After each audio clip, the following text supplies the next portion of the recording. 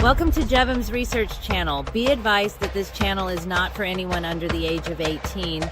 Also, the research and discoveries of this channel should not ever reflect the personal opinion or views of Jevim or her team unless publicly stated.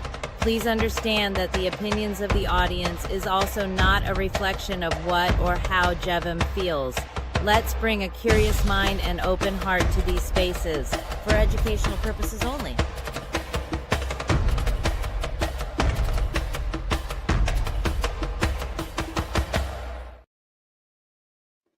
Hello, how's everyone?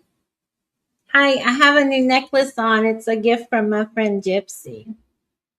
It's crescent moon bone with turquoise. What do you think? Isn't that awesome? Isn't that awesome? Who's over in the chat? Hello, Amber, Woot, Ashes. How you doing, girl? So tonight we are going to be looking at Themis. I'm very excited about it because I found it a couple of days ago and I got Amber in on it as well as a couple other people in the Discord. And I was like, let's look at this because it's really interesting. This craving, this call, right, to study these mysteries, right? This mysticism. After all this time, and I've never given a crap. It's like an infection.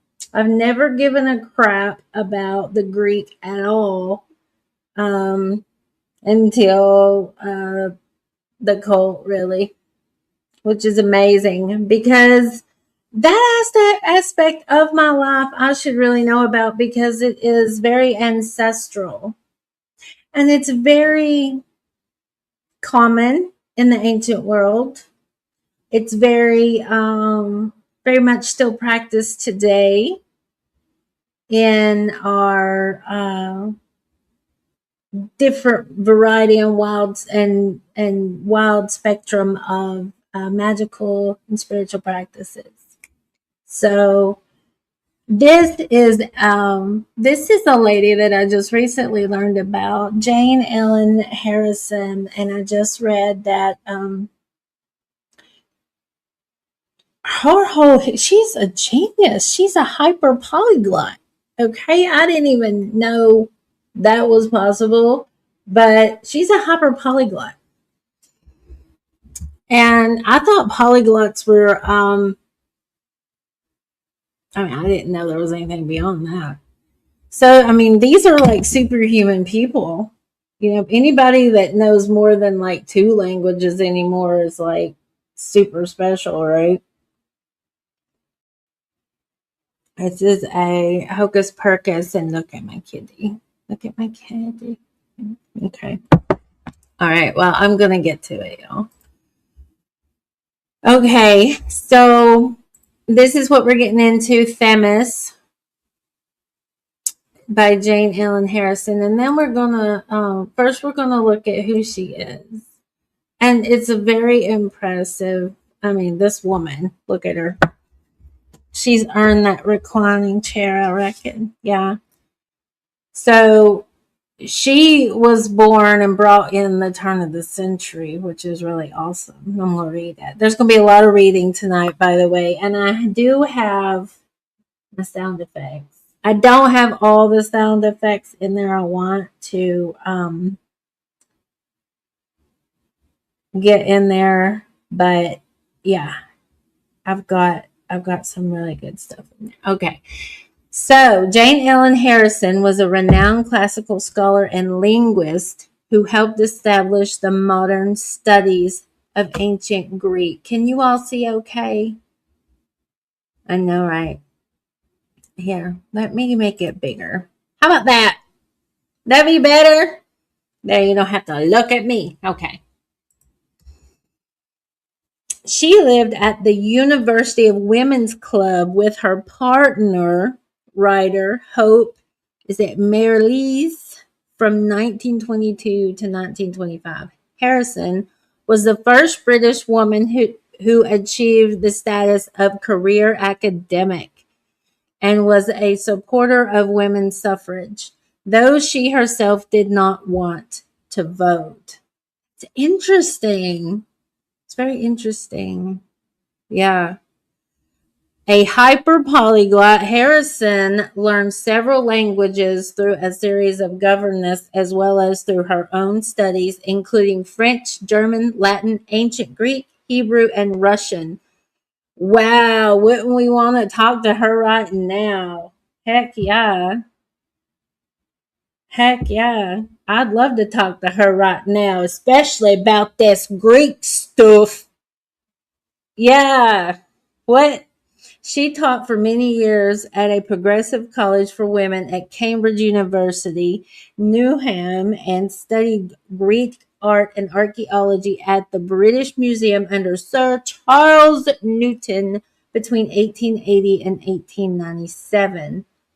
One of her earliest books, Myths of the Odyssey in Art and Literature, was published in 1882. While at Cambridge, Harrison became the central figure in the Cambridge Ritualists, a group of classical scholars with a deep interest in ritual, particularly as it related to mythology and ancient Greek drama.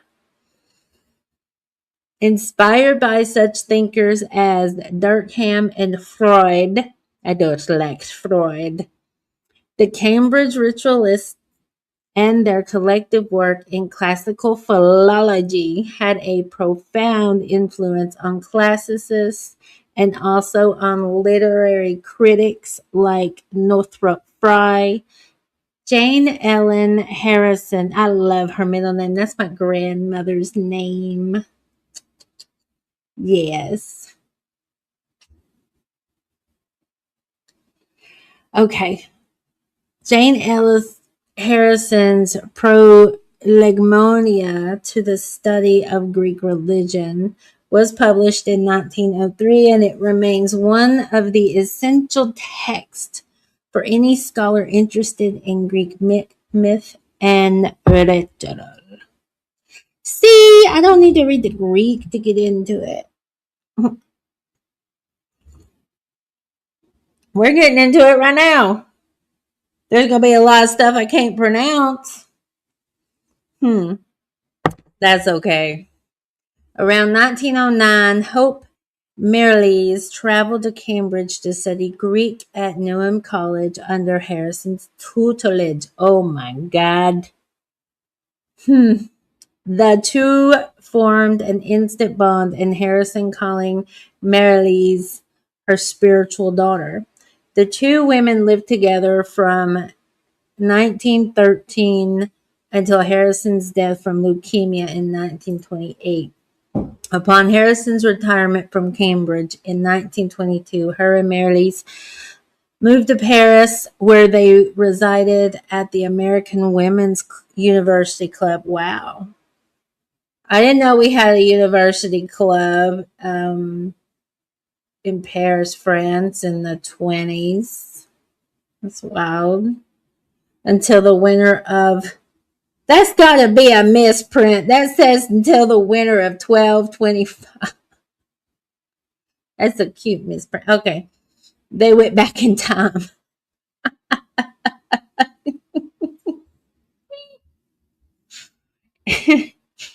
In Paris, studied Russian and collaborated on several translations before turning to London in the spring of 1926. Like many women who resided at the University Club, Jane Ellen Harrison never married. Her thoughts on marriage, as quoted in Sandy Palmer's introduction to Hope Mary's collection poems, are particularly noteworthy. I don't care what she thinks about marriage, it's fine. Oh, they did a book together. The Book of the Bear, being 21 tales newly translated from Russian. Wow.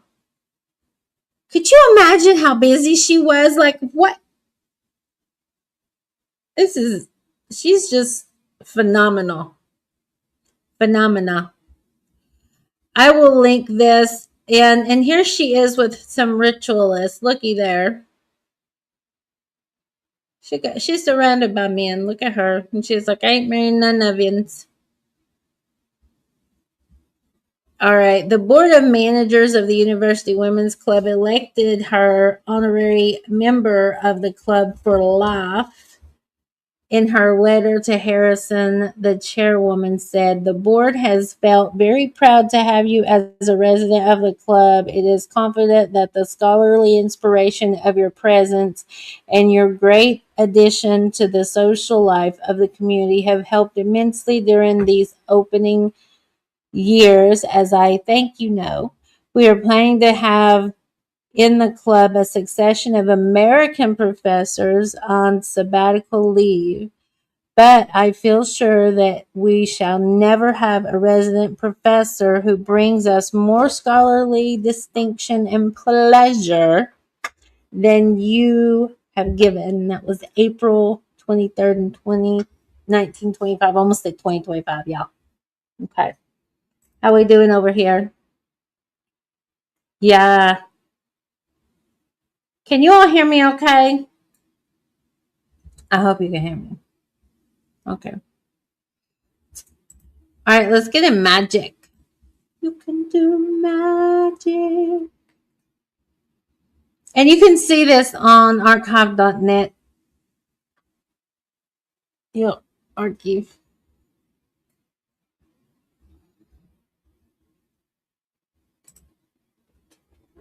So I'm going to go over what we're going to look at in this whole chapter of magic and taboo. Taboo. Oh, wait, that was large. All right. Let's see if we're looking. Okay, everybody. Okay, good. I'll make sure everybody can see. Okay. The meaning of magia. Magic is the positive taboo, the negative attitude towards mana. Does that make sense? Anyway. Mana is the multiplication of sanctices, the thunder and the rainmaker on the fragment of the Diplion base, Diplion, the shield and the gourd rattles, Salmonius, a weather maker, magical rainmaker at Cronin, magical terms, Fractura, Cretia, Zauber, etc., express doing. Magic is a dromenon.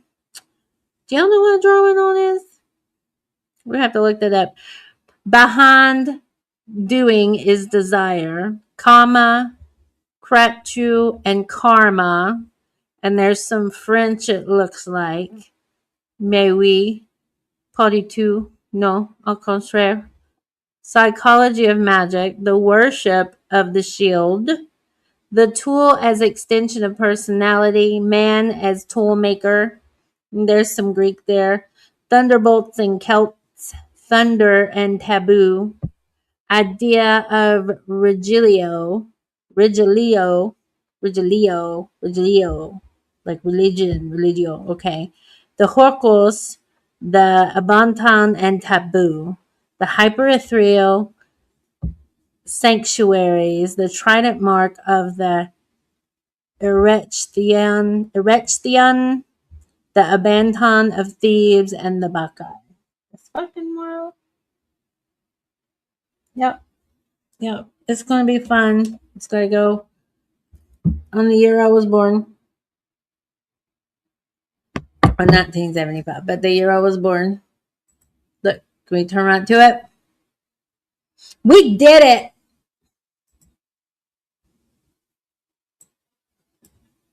Ah, shit. What did I do? There's a piece of art. I don't know what page I'm on now. Oh, wow. I jumped way ahead. I got it the first time. Yeah, that's really hard to do with this thing.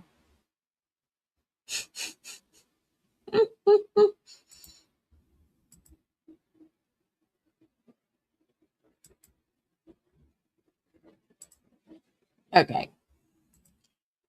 I was looking at the chapter before it. Everything in this book is really good. Like if you're trying to figure out what the heck's going on in our current world.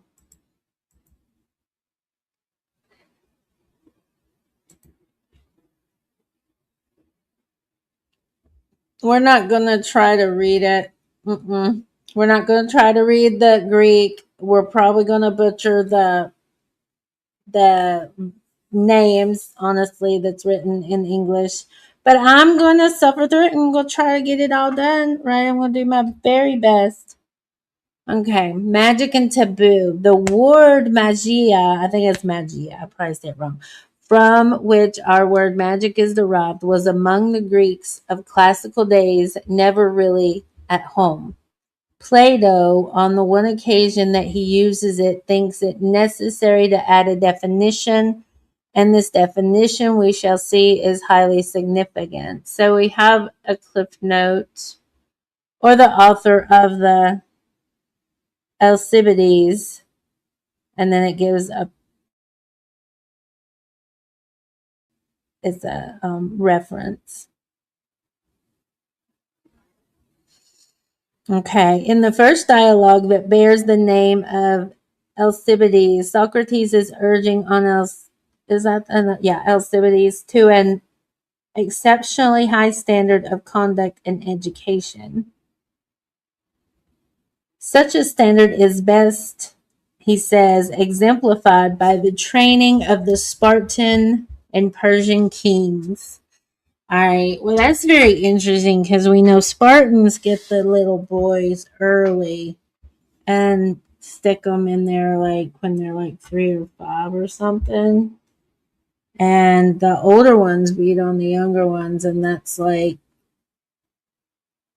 they have a lot of higher thinking and learning education, but they also have like brute force and strength and sport that they do all the time. Okay. When the young prince is 14 years old, he is given into the charge of a certain persons who are called the royal pedagogues. So there we have the teenage boy, right, being given over.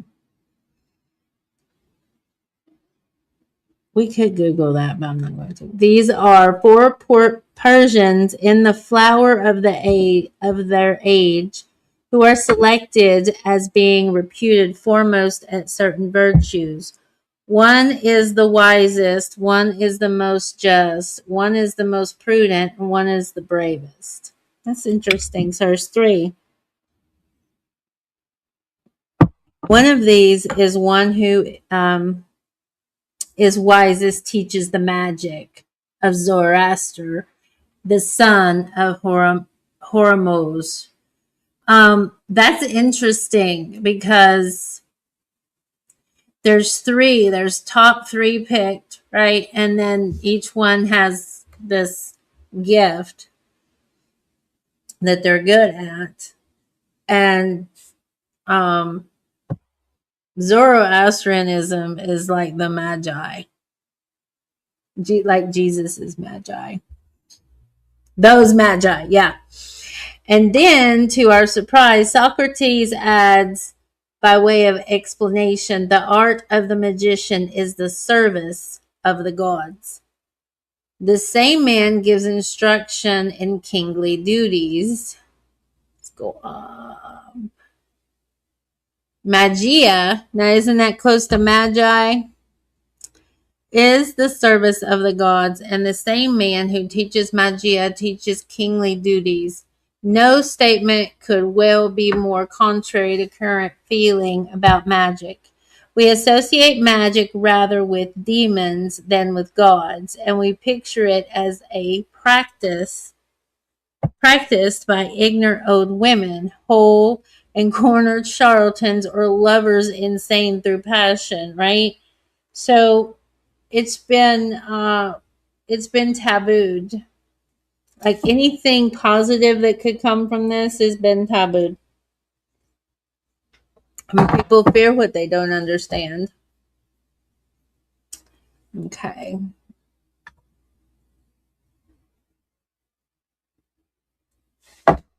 We know that certain magical practices survived among the Greeks, but when asked for instance, we do not call to mind kings or potentates. We think of Phaedra's old nurse in the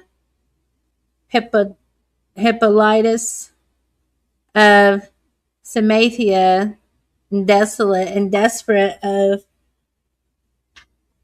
Thalassian witches dragging down the moon. Wow.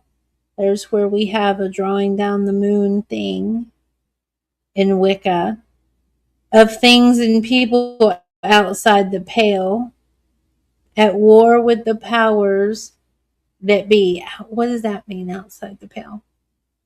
Whether of earth or heaven, yet in primitive days of Greece, as in Persia, magic had to do, if not with divinities, yet at least with things divine, with sanctities, and not less certainty. A knowledge of magic was absurdly part of the necessary equipment of a king. The king as magician will be considered in the next section. For the present, we have to deal with the manipulation of sanctities by the tribe or by the representative of medicine men. We shall find that the attitude towards mana is a twofold one. The positive attitude, which is magic, negative, which is taboo. And we have a cliff note for the taboo. Mr. Merritt, threshold of religion. Okay. Prefers to call taboo a negative mana. So the mana being, I call it louche right now. In this day and age, I'd call it louche. Yeah. The design figure 10, which is over here on the right, is from a fragment of a Diptheon amphora found in the excavations of the site of the Cranosorgus Gymnasium on the left bank of the Ililios below the spring. My goodness, I'm so sorry I'm butchering all these names. Kaliro. Most of the vases found in the Diplyon tombs on this site were claimed by the owner of the land and are now inaccessible, but by great good fortune this fragment fell to the excavators and is now preserved in the British School of Athens. Wow, so like there's quite a bit that is in private collections. That's really cool.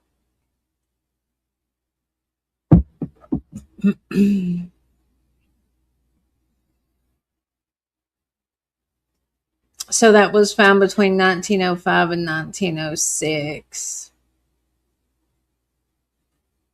It's very interesting. The design, no, I'm done here. Sorry. Happily, the class of vices known from the first place of their finding as Diplion can be dated within narrow limits. Their ornamentation and characteristically geometric, and they belong to a period extending from 900 to 700 BC. Our fragment is a specimen of somewhat advanced style, and we may safely place it at about 800 to 700 BC. All right, and for the chronology of the Diplion, they see, and it gives a reference where to find it. Our fragment is placed by Dr. or Mr. Drupe in Dr. Wyde's class in British school. So a lot of these fragments were not even made public ever. They might not have ever been seen public eye. It's cool. Not cool, but cool that they have them. The center of the design is occupied by the rectangular table or altar. On it is a large indent Mycenaean shield, apparently made of some sort of wicker work. That's awesome. To the right is a seated man holding in either hand an implement for which hitherto archaeologists have found no name. From the implement in the man's right hand comes a zigzag pattern. A familiar pattern also seems to issue from his right thigh. It is probable that to the left of the table or altar another man was seated, as the remains of a lattice seat are clearly visible, and also the remains of a zigzag pattern corresponding to the issuing from the topmost implement. That's really cool. Here's a clip note. There is a crack in the vase between the two hands, but Mr. Woodward of the British School has kindly re-examined the original of the fragment for me. Thinks it improbable that the two objects formed one implement. So it come from two different ones, maybe? No? Okay. It has been conjectured that the man is worshipping the shield. The shield is undoubtedly sacred. Its prominent position on the altar shows that, and it confers sanctity on the place where it is set up. Its full significance will be shown later, but the man is not worshiping it. If he were, common reverence would demand that he should stand up and somehow salute the object. It looks like the double sword too, or the double-headed axe, not the sword. I'm a fan. Oh, we got more pretties. Okay, of his worship. But here we so complicitly seated, manipulating the old implements in his hands. Odd to us they are, and no classical archaeologist offered any explanation, but to an anthropologist skilled in the knowledge of savage gear, they are thrice familiar. They are primitive musical instruments, part of the normal equipment of the medicine man. They are gourd rattles. A glance at the series of gourd rattles in Figure 11 brings immediate conviction.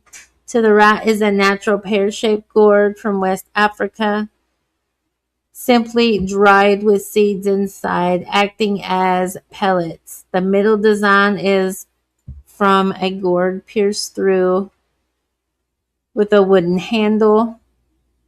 It is from the Zuni tribe in New Mexico. In the third design, the rattle has been occupied or copied in pottery, the protuberance at the top being copied from the stick handled in the conservative fashion, usually in the making of such implements. It's wild, isn't it?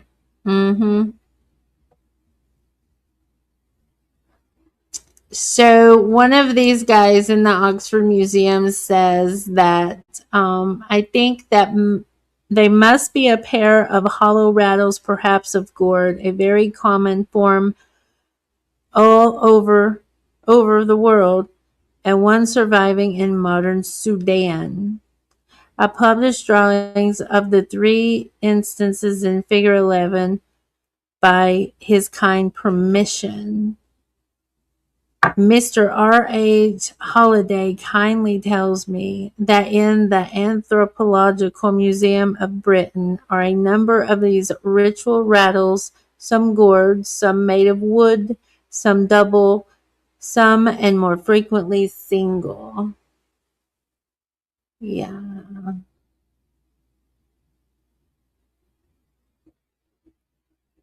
They're awesome. Look at that.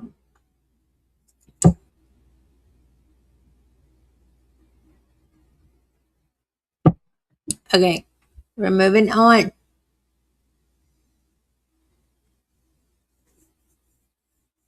This third example is from the Moki tribe in Arizona. Our babies still play with rattles. Our priests no longer use them in their ritual.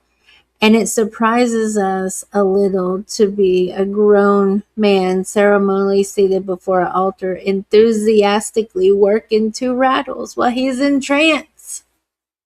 He's in another world. He's doing this out of body experience type stuff. Yeah. Why does he work them? Not, as might be thought, to make thunder. They are not bull roarers. The shake of an actual gourd rattle tells us instantly what the man was doing. The soft plush is unmistakable. He is making rain, making it in the simplest yet most magical fashion. The rain may be accompanied by thunder and lightning. A zigzag of lightning comes from the topmost rattle and from the man's thigh. Oh, yeah. The lightning comes from. Okay. Oh, yeah, yeah. In the picture. In this one. Right here. See right here? Thunder coming from the rattle here and the thigh. So, that's what we're talking about.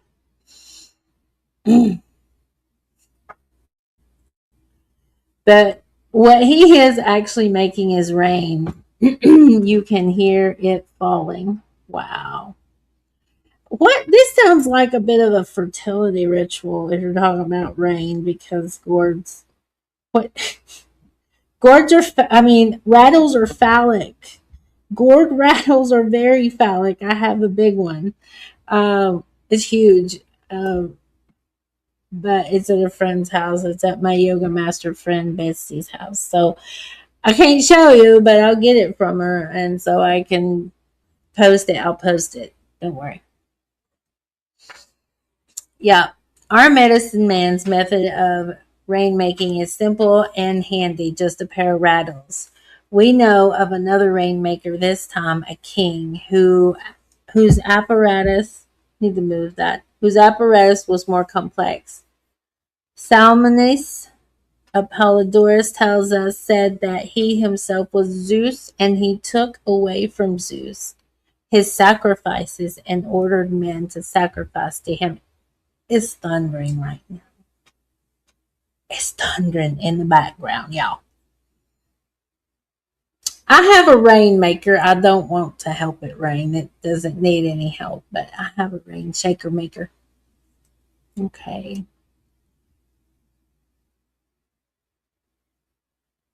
Of course, he did nothing of the sort. There was no Zeus. There were no sacrifices. What he really did, Apollodorus tells us in the next sentence, he made the weather. He fastened bronze cauldrons by straps of hide to his chariot, and he dragged them after him, and said that he was thundering, and threw up blazing torches in the sky, and said that he was lightning. There we go. We have tales of tales. Yeah, we have lots of tales of tales. This is gorgeous. Hey, girl. Hey.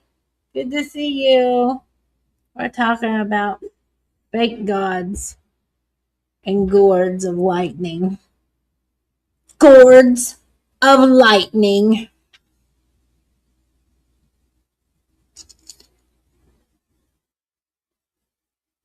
That sounds very much like a Celtic god too that has a big like speeds around. Hey, Coffee Creek, good to see you too. I was gonna make some guacamole with some fresh cut up onion in it, and I got all the spices, but my avocados are not ripe enough, So that's what I'm doing. I'm waiting. Okay. Where were we? Just gonna go cause a ruckus. Could you imagine what happened if you would do that today? If you would just tie a bunch of copper pots together, and they did that's like a tradition, sort of like when you get married you tie all these cans and you have all these noisemakers, and that's just accepted, like it's totally acceptable in America. Yep. You can't get enough avocado in the world. You just need one a day. Just eat you one a day. And if there was any way that you could take the peel of an avocado and somehow harden it, you could glue it or secure it back with some beans or something. And you could make a gorgeous gourd. It would make it's a good shape for a gourd. It's absolutely good shape for a gourd. Or for a rattle. That's what I'm saying. We got rattles and gourds on the brain.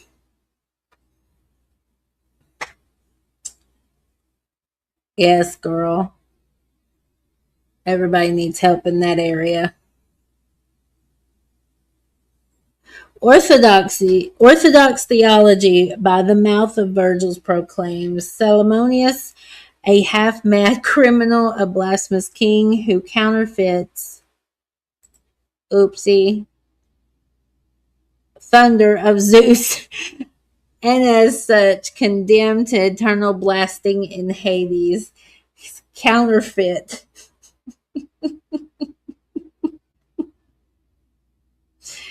He's stealing somebody's thunder.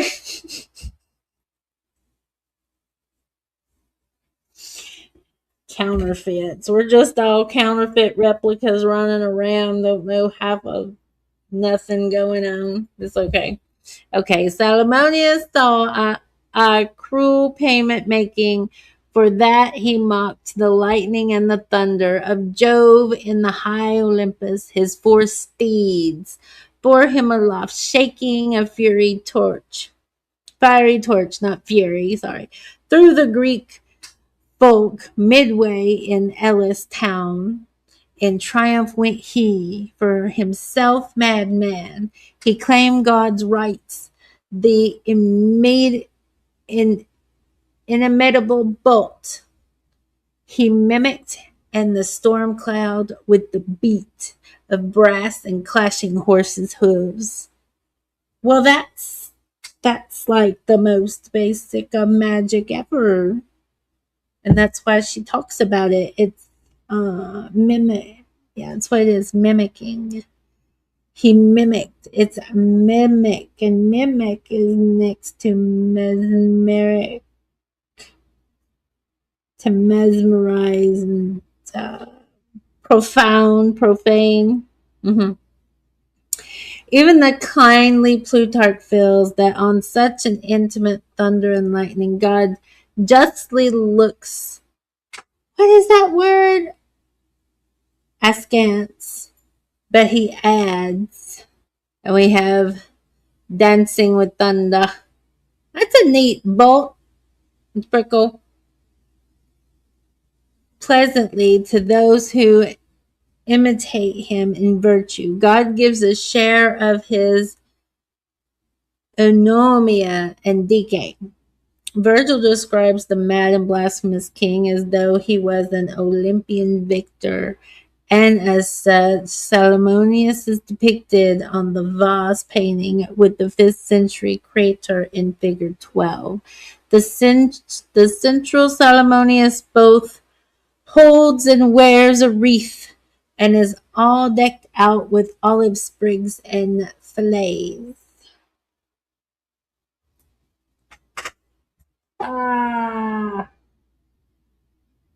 Banging on pots. There's a tradition in Japan, banging on pots come New Year Eve to keep away the bad. You know what I used to do when I was little? Hold on a minute. Hold on a minute. I'm getting up there. When I was little, I was scared and I seen monsters. So I'd stand up on my bed and I'd be screaming at all of them because my screams chased them away. And I used to get in trouble all the time. My mom was like, "What the heck are you doing, girl?" I'm screaming at these monsters that I can see. Screaming at them. Get away. Okay. Sound does, crazy things to us, right? Okay. Let's get back over here. Okay. The central figure, Salomonius, both holds and wears a wreath. Okay. Where was it? In his right hand is a thunderbolt. In his left, he uplifts a sword as though threatening the sky. Hey, who does this make you think of? It makes me think of He-Man, right? By the power of Grayskull. Yep. I mean, can you see it? It's like, here's He-Man. Here's the ancient Greek He-Man. I have the power. Whoop. Okay. Which is about to discharge its thunderbolt. It's going to shoot it. That he is a victor is made certain by the figure of Nike behind him. She raises her hand as though in retraction. Even for an Olympic victor, Salomonius goes rather far. Virgil and the Vase painter alike think of Salomonius as an Olympian in Elis. There it was fabled, he perished, he and his people, blasted by the thunderbolt. Sounds like electricity to me, y'all.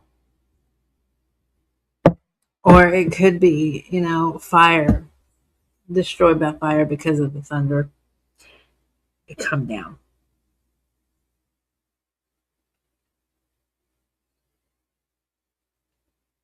Angel!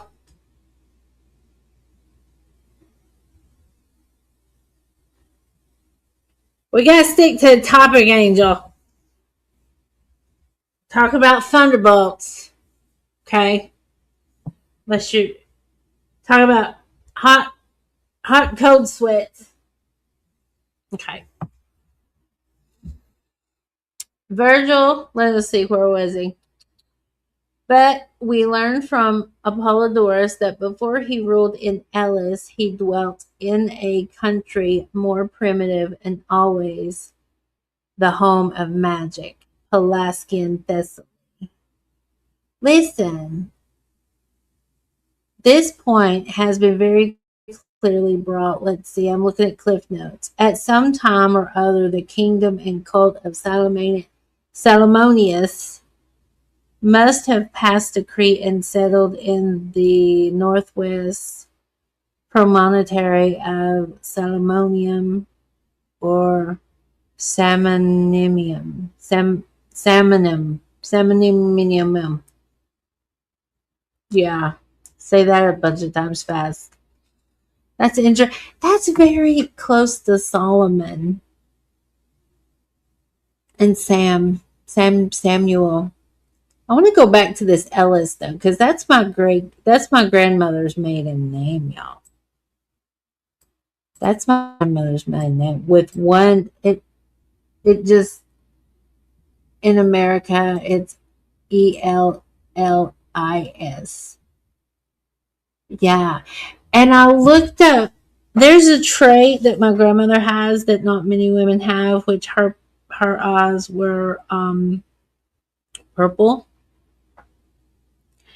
She had purple eyes. They weren't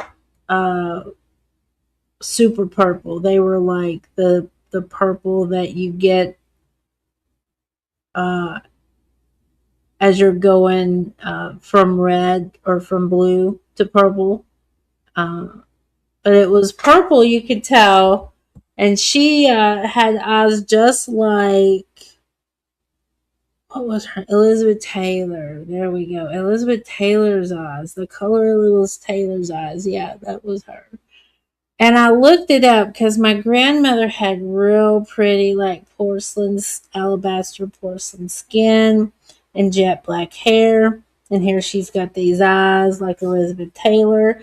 And I was like, what is that? What trait is that? Because I love learning about genetics and history and inheritance. And I'm a mixed puppy mutt. So a little bit of everything in me. So, but I wanted to know that about my maternal grandmother, and her last name is Ellis. So it turns out that it's an ancient trait that goes back into like Mycenaean Greece. It's really old.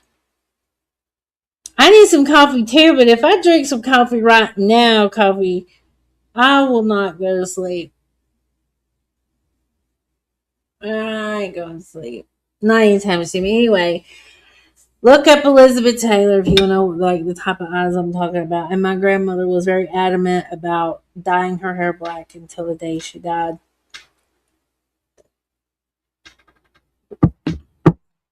Okay, where was I? Thessaly. From Thessaly comes to us an account of a curious rain-making ceremony not attributed to Salmonius, but well in line with his method of making the thunder. Antigonios of Christos. That sounds a lot like Christos. Christos. Christ. Yeah, that does. In his account of marvelous things, says that Cranon there was kept a bronze wagon, and when the land suffered from drought, they took it by way of praying the god for rain, and it was said rain came. Because as a collective, people make shit happen, y'all. Magic is fucking real. It's real. Okay, the cliff note, was that on 2? We're going to go back to the Pelasgians and Thessaly magic. At some time or other, the kingdom. Okay, I've already read that. Sorry, y'all. I smoked a little bit, just a little bit. Antigonius of Christos. That's all in Greek. Yeah, sorry, y'all. We don't get that one. Antigonos is rather vague as to what was actually done. They shook or agitated the wagon.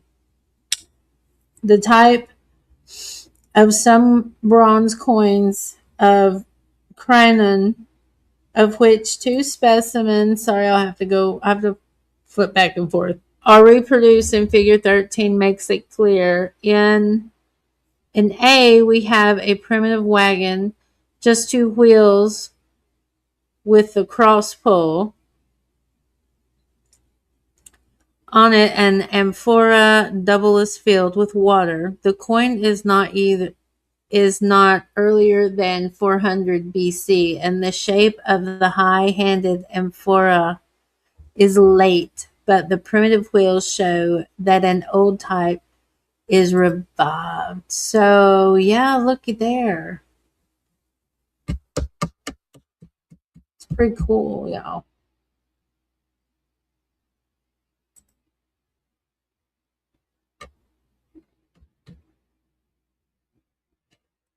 The coin B, the wheels are just rude pierced disc on which are perched the rain birds and crows or ravens. On these coins and cronen we have then, as the device of the city, as a traditionally ceremony, public and honorable, a magic ceremony for the making of rain. This is a fact of paramount importance. Magic was no hole or corner practice, but an affair of public ritual performed with full social sanction. So it was a big ordeal, y'all. It was an ordeal. Why? Because there's power in numbers, and magic is very real. I keep trying to tell people.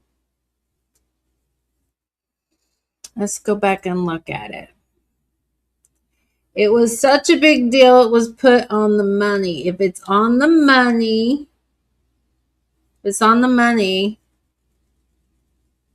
then it's like in your subconscious mind, right? This is going to be imprinted on your conscience. And every time you think about money or earnings or tradings or wealth, you're going to think about what you see every day on gold or silver or whatever. It didn't tell us about the metal. It just told us that it had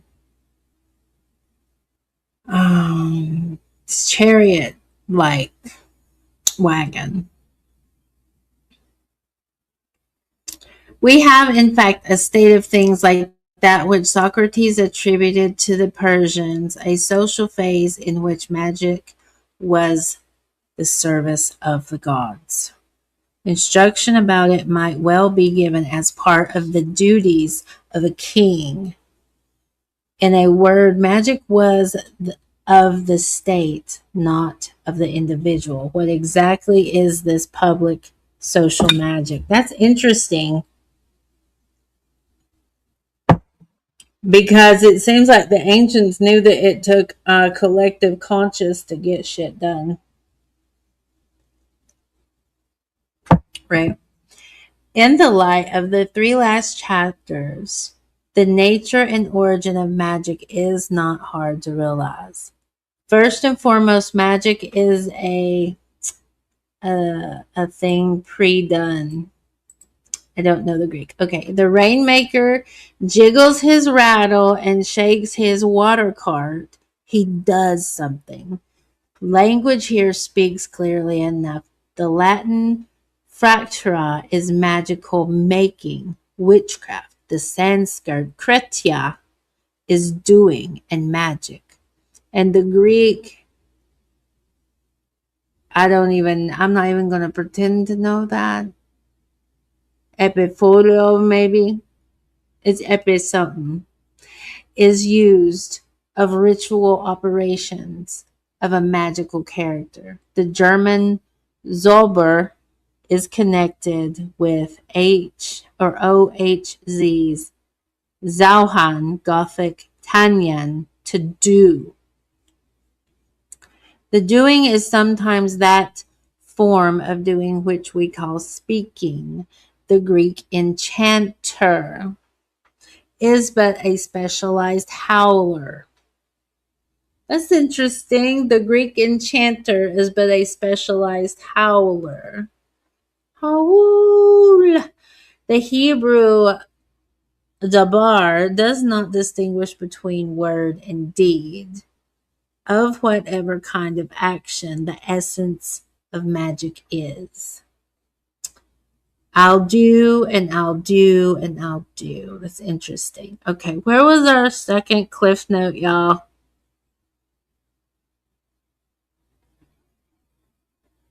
I'm going to read it anyway. We'll figure it out. I do not for a moment deny that magic came to be a matter of hole and corner rights, nor that, broadly speaking, one distinction between religion and magic is that magic concerns itself with the whale of the individual, religion with that of the community.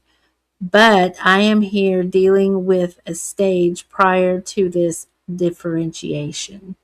That's interesting because that's her own personal cliff note. That's not cited anywhere else. That's her own personal cliff note. So that right there tells you that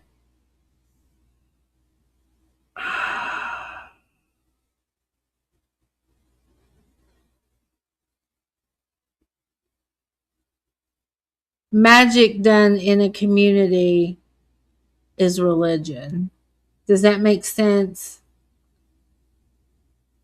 And you think that these ancient churches, these ancient cults didn't know this? These ancient cults knew it.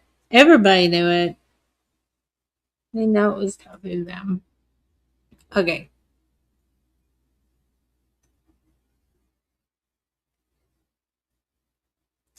But this deed, this thing done, is not the beginning.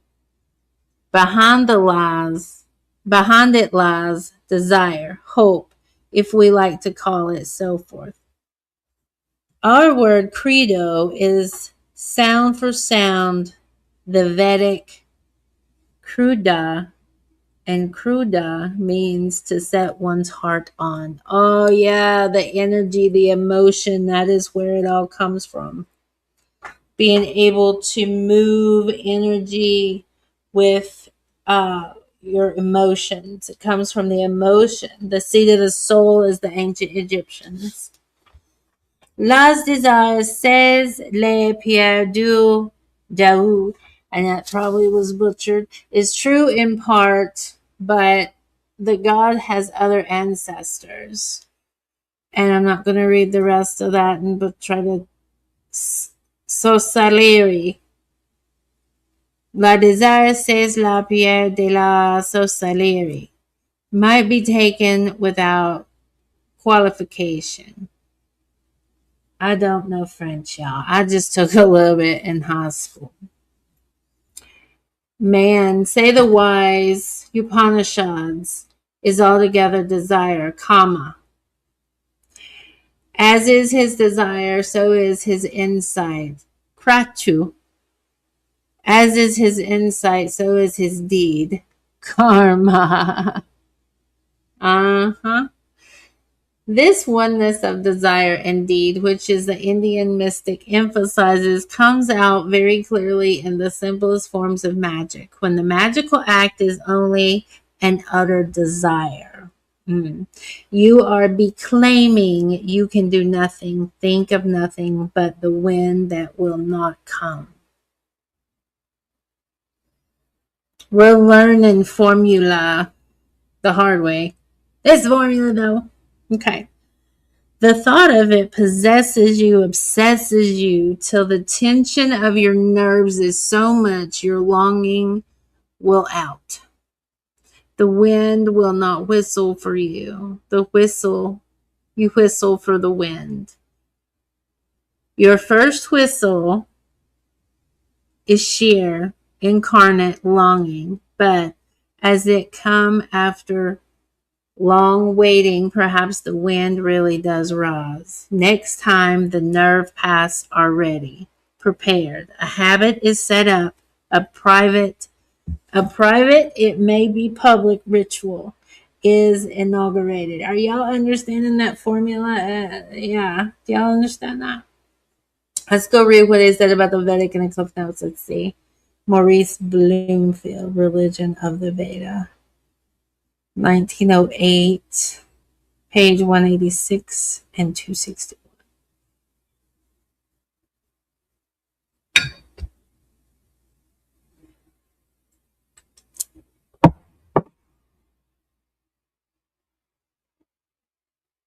Wow. So what do? You get that. What do? You let it swell up in your chest? You feel it in your heart? You hold your breath? And you just want, desire. Is that what it says?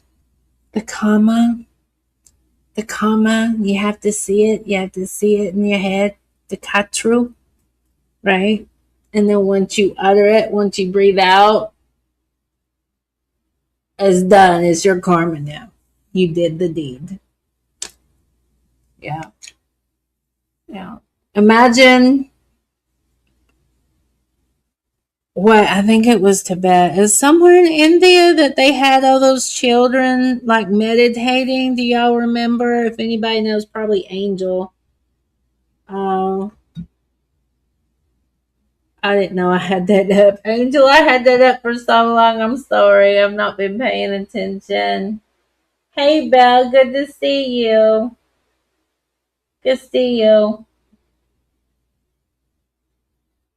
You guys having good chat. I love it. Okay. So, yeah, that's how you do it. I can so see it. Yeah.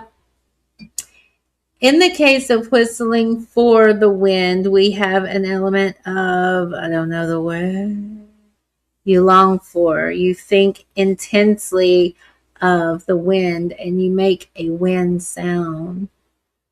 But some other cases are simpler. Their content is nothing but one element of emotional discharge. Guys, we're talking about electricity.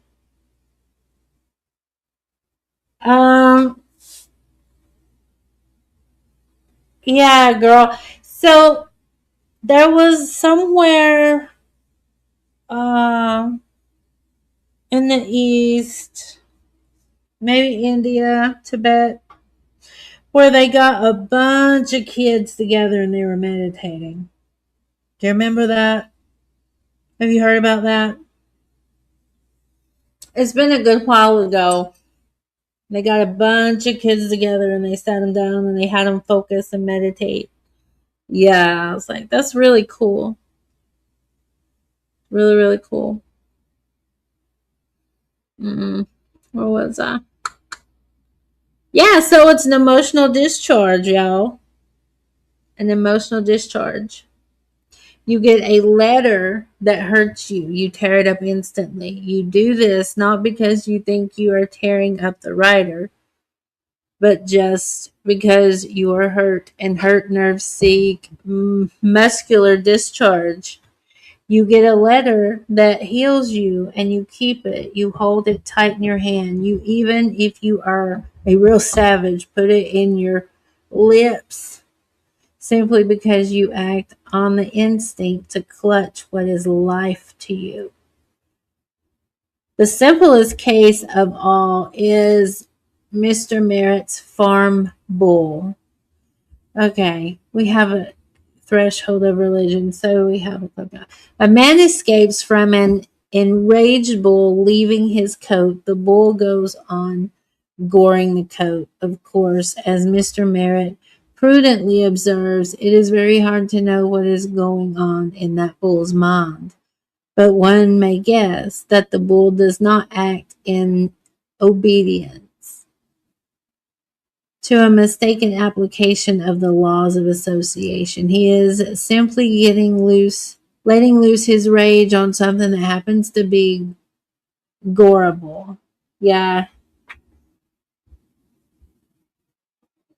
Yes, it does. Kaiser it. What's that? Yeah, Google like hundreds or maybe even thousands of children meditating at the same time. Yeah, you'll find it.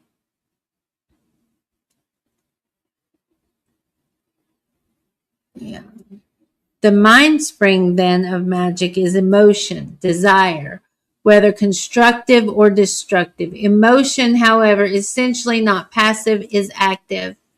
But though any theory of magic which starts rather from the intellect than from the will, which thinks to find its roots in the mental framework and constitution of man, is doomed to failure.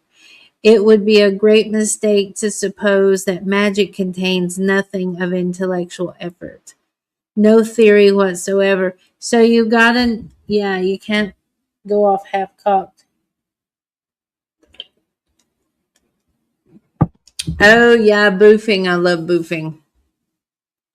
We're getting into the Wakanda. Amber, are you still in there? Wakanda.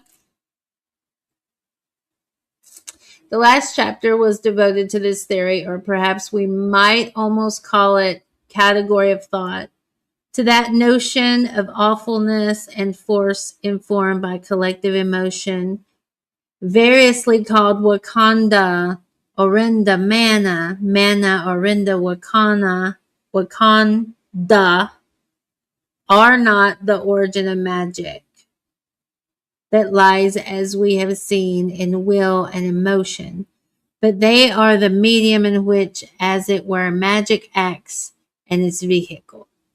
As we saw in the case of Wakanda, this medium makes a sort of spiritualized unity behind the visible differentiation of thought. It joins not only man and man, but man and all living things, all material things possessed by it.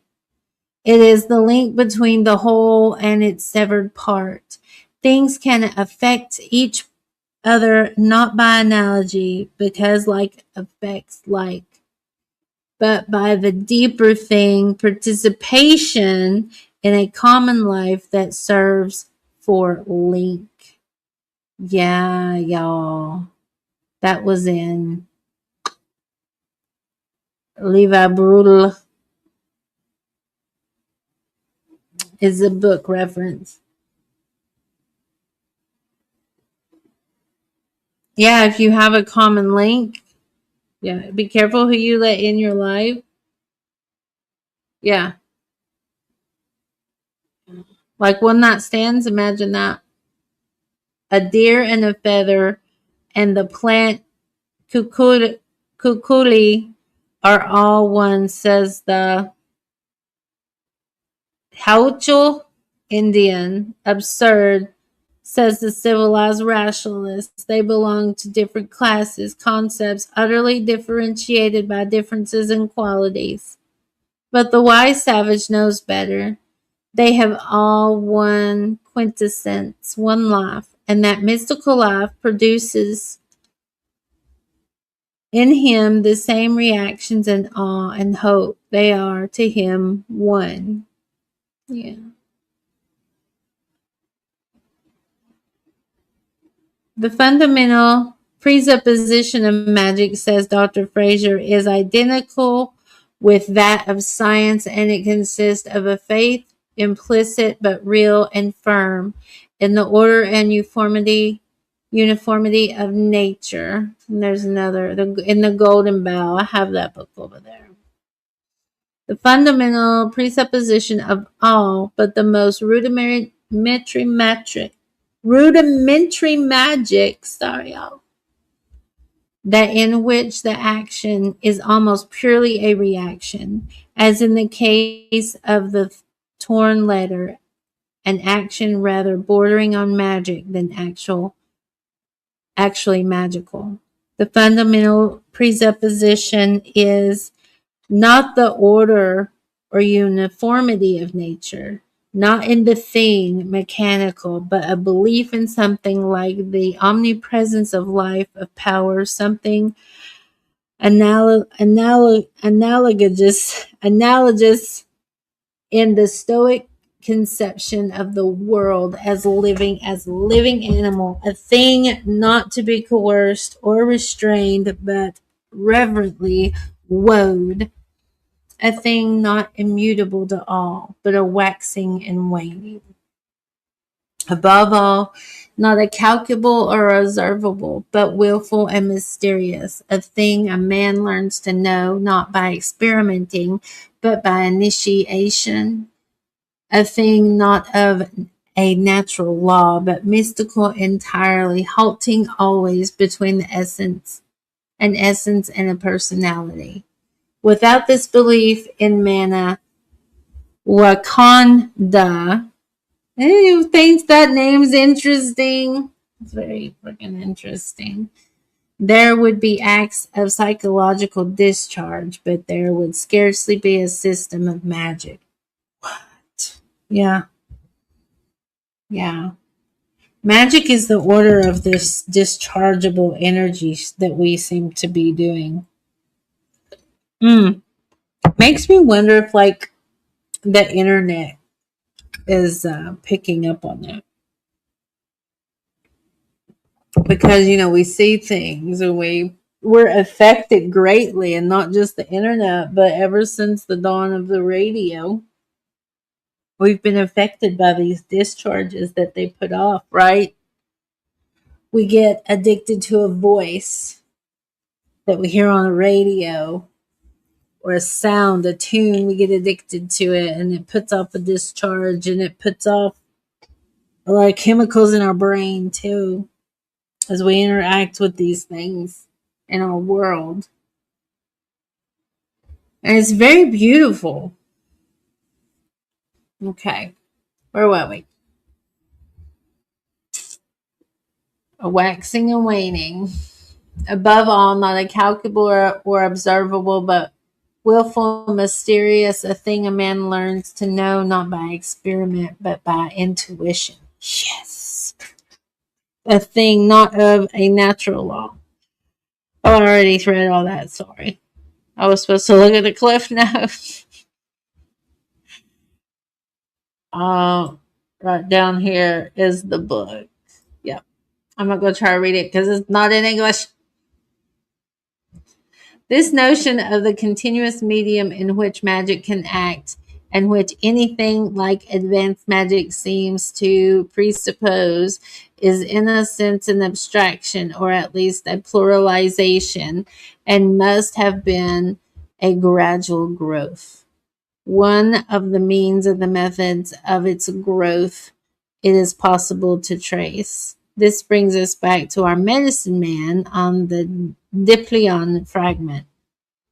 In the center of the design, as already noted, is a great Mycenaean shield, not worshipped, for the medicine man, as we have seen, is making rain on his own account, but manifestly from its place on the altar. Sacred! Why is this shield sacred? The prompt. Why is any shield sacred? Why does any shield need to be enchanted? It's to protect you. You want to enchant it like you were, like a necklace or I don't know, a bumper on a car. We enchant these things. Yep. It's all frequencies and the knowledge of how to manipulate them to do what each frequency does. Yeah. Good to see you, Tammy. Hey. Okay. The prompt answer will probably be returned because it is the shield of a god, perhaps of the sky god. We have the usual priory, maybe a priory anthropomorphism. Man conceives of God in his own image.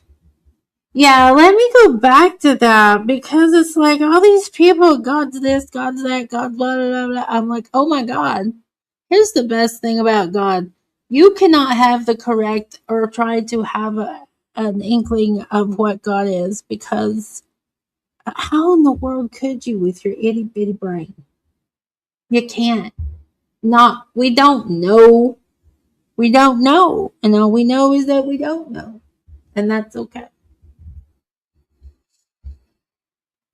That's okay. Let's see. Savage man is a warrior, so his god is a warrior.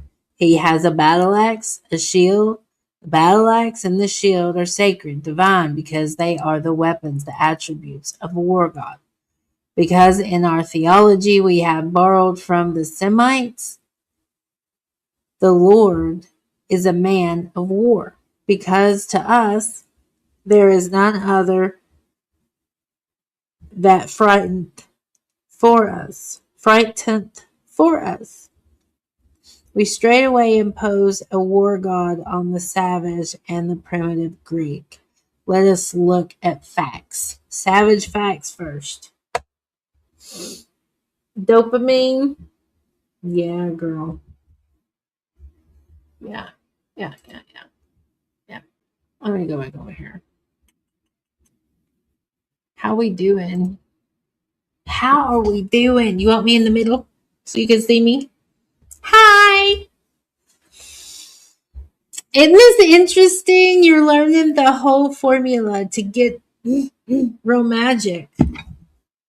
Imagine if this was the culture we were brought up in. It's been gorgeous. You can do magic. All right. Let us look at the facts, okay? Omaha arch spiritualists, as they are, believe they can direct such Wakanda as they have by a sort of immediate telepathy on their followers. They have a word for this. I'm not going to look at that word. Washin. Okay, look. Y'all, I really fear mispronouncing something and conjuring up something crazy. Okay, not know what I'm doing. Directive energy. To send. Miss Alice Fletcher on the import of the totem among the Omahas. Oh, yeah, I've looked in here. Totem magic, y'all. Totem is a formula. It's absolutely a formula. Okay. Proceedings of the American Association for the Advancement of Science in 1892. Willpower among the Sauyan tribes. A paper read by Miss Fletcher before the American Association. Buffalo meeting for my knowledge of this interesting paper. Okay. Sorry, I love Cliff Notes. I love Cliff Notes. Singing certain songs you can send will and power to a friend to help him in a race or a game or strength and courage to a war and battle. I think we're understanding why cults need to have cults, or people of power, or sick people, sociopaths, narcissism. Why these people that must have these things need to have their own cults. Because they get people to work for them energetically and they get what they want. Yeah. Think about how powerful the churches are, yo. Think about how powerful. Let's see, Amber, the Haka, That's very powerful energy going. Yeah. But people's less spiritualized, clinging to the outward and visible sign. And Uranta native sings over a stick or a stone or a spear, and thereby gives it what he calls. I'm not going to try to pronounce that. Y'all see that big ass word right there? A magical, dangerous, evil power. See? If I'd have tried to said that, look. Okay. The object itself is a thin flake of flint attached to a spear thrower and carefully painted, is called, right, to conjure dangerous evil powers and magical power. So if it's carefully painted on a flint arrowhead, and we know about dark poison, arrow poisons, right? So it was probably more than likely the name of a compound, plant compound, a drug. Yeah, the property is not distinguished from the vehicle, right? So the spirit is not distinguished from the substance. It is left in the sun for some days, and the men visit it daily and sing over it. Sing over a request to kill the intended victim. Go straight, go straight. Oh, wow. Wow. So you are enchanting, you're praying over, you are charging with your charge, right? What we have? Checkerboard floor.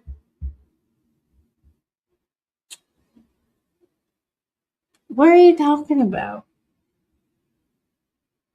Tell me what are you talking about?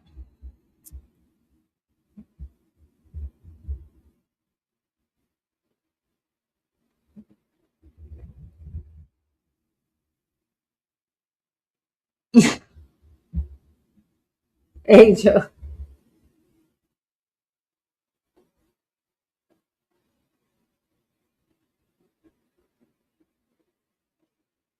Olivia Newton-John. Some of them Aussies, girl. Aussies. Fucking hell, man. Fucking hell. Okay. The object itself, a thin flint. Oh, yeah. I've already went through all that. Let me see. Where was it? So it's left for days, and they go and they chant, and they leave it, and they chant, and they leave it, they charge it. Yep.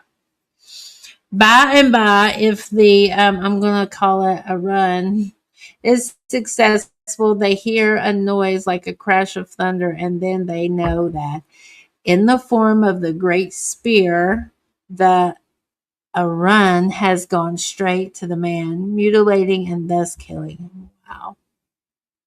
Yeah. The native tribes of Central Australia. Oh Lord. See? What I tell you about those Australians? Where is I have some sound He's a effects. fucking tweaker. I've been waiting to see that use that. Oh yay. Fucking tweaker. Yeah. Okay. A tool is but an extension and amplification of a man's personality. Yep. Just like the cars of today. Like, what kind of car are you driving? Hopefully, it's something that says something about your personality, or you're just. Anyway, if the savage feels that he can get a Wakanda, surely that Wakanda can pass into the outer personality, which is his tool, his weapon. We hear it passing as he sings the Arun. It is M. Bergeson has taught us characteristics of man as intelligent rather than instinctive, that he is a tool user, homo faber. Okay. The other animals have tools indeed, beaks and claws of which they make marvelous use, but these instruments are parts of the animal who use them. They are organic. A very intelligent animal like an elephant can use a tool. He cannot make one. It is the fabricated tool, inorganic, separate, adaptable, apt to serve the remoter rather than the immediate end. Where are we? That marks the intelligence of man. This separation, this adaptability, this superiority of function in a tool, primitive man did not analyze, but he found that with his tool, he had more mana than without. He could send his mana out further. He was bigger and more splendid. So the tool, the weapon, became per se sacred, not because it was the instrument of a god, but because it was the extension and emphasis of a man. Oh, I'm feeling some war tendencies, war dogs. Yes, girl, new soundbite. Hold on. We are in Australia now. Look, we're looking at the indigenous of Australia, Homo faber, metallurgy, tool making, He's a fucking. fucking tweaker. Yep, there we go. Yep, here we go. Right, he did not feel whole within himself. All right. Yes, ancient man was a tweaker. They all did drugs. We all know it. They did drugs. It's okay. We must then clear our minds of all notion that the hippilatry of the Greeks implies anthropomorphism. The shield on the altar is sacred because it is a shield, a tool, a defense weapon. Yes, what I say. Part of the man's personality, charged with magical force, spreading the contagion of its mana by its very presence. Not less sacred are the tools of the medicine man, the rattles, the rain rattles, the drum. Yeah. I have drums. I have one right over there. Might have to get it out. In the light of this notion of the tool, the weapon was part of a man's personality. Many of funeral customs becomes clear. We have Cliff Note, C. Levi Bruhl, the functions, mentalities, Dan's societies, infuriaries, in the matter of tools, etc., as part of the personality of a man. I am glad to find my view has been anticipated by this guy Cook in a paper on Greek votive offering and folklore. That's cool. Mr. Cook quotes as his psychological authority Lotez in the Microcosmos. My view is only an application to the Savage of William James' view of personality in general. See his principles of psychology.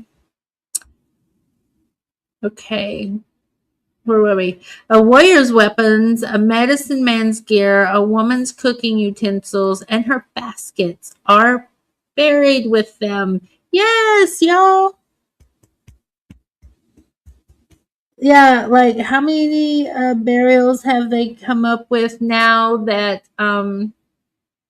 they're priestesses? They think they're priestesses, warrior priestesses. They're buried with tools, game pieces,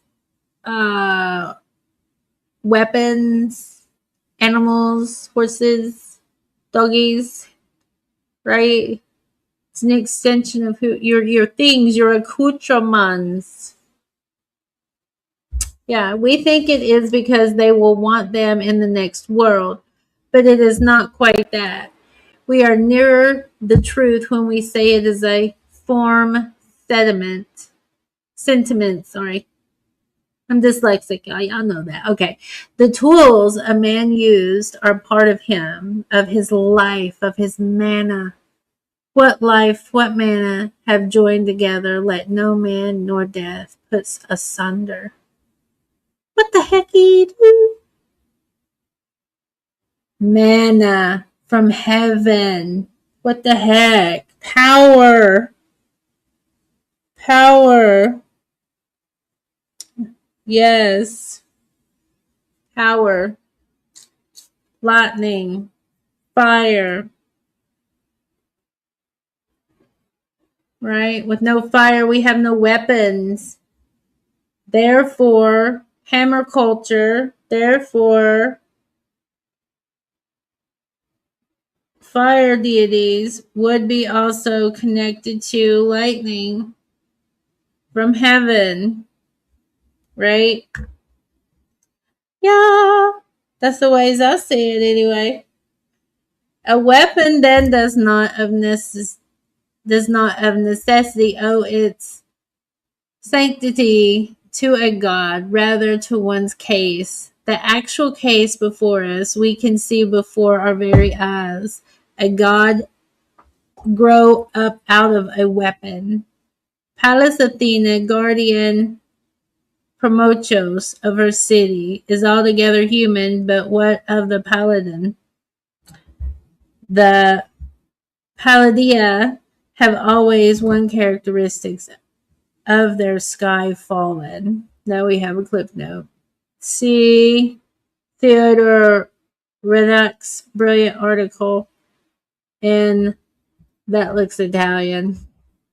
Pretty sure it's Italian. All right. They are, I am not going to try to do the Greek. Things hurling, cast down. The lightning is the hurled fire. We were just talking about this. See? Palace then is but another form of Kuranos. I think it's Kuranos. The thunderbolt hurled. According to ancient thinking, that which slays can save. Dote and antidote. Okay, so the paladin, which was the slayer, become the savior, the shield. That makes sense? In the well-known fresco from Mycenae, yeah, the figure 14, we see the shield half humanized as the object of an actual cult before it is a portable altar, to either side a woman worshiper. But it is not the goddess Pallas Athena who leads sanctity to the paladon. It is the sanctity of the paladon that begets the godhead of Pallas Athena. Almost said Sophia. Pallas Sophia. Okay. This question of the sanctity of the weapon itself as a vehicle of mana and an extension of man's personality is important for our adequate understanding of the thunder cult among the Greeks. The Greek of classical days normally conceived of thunder not as a vogue force, but as a definite weapon. A bolt wielded by Zeus. Hesiod's great account of a thunderstorm finishes thus: turmoil and dust, the winds belched out in thunder and lightning, and the smoking thunderbolt, shafts of great Zeus. And we have a clip note that is in Greek. Okay.